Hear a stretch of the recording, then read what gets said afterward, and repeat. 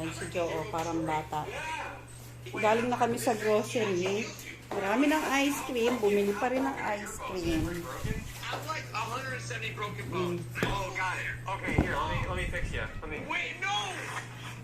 Tapos pinagtaguan pa ako.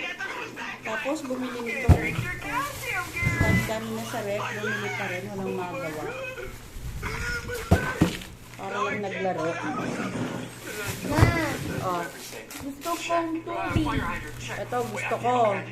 Oh, chili. Init, parang summer. Ito mo, alis na naman siya. Oh. Hello, where are you going?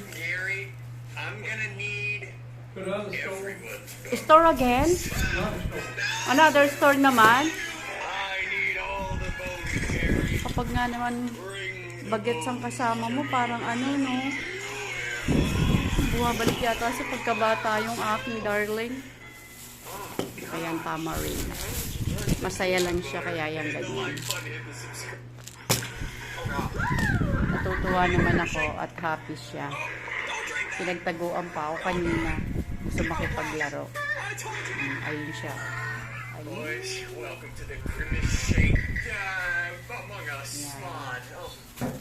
Oh, ito kong tubig. Ito naman yung apo kong ano, makulit. Matakaw. Super takaw. Kasi laki-laki. Ayun o, nasa box. There o.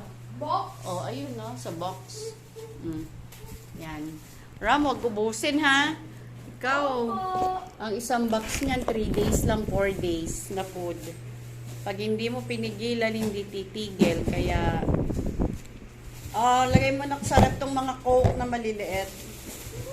Sige na.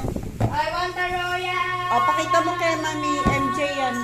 Pakita mo kay Mami MJ yan. Ano ba ito, Ovaltine! Ovaltine lang pala. Akala ko yung mga pop, candy. Oh gosh. Did they get the Grimace shake?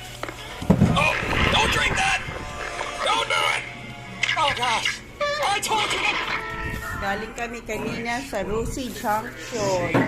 Akala namin may uuwi na namin yung car. Yung car na 3 wheels, yung mga uso. Hindi namin nauwi. Napagod lang kami. Pero siguro baka magpapahinga na lang muna. Kasi si Kano, hindi siya pwede maging commentator ko. Ayan.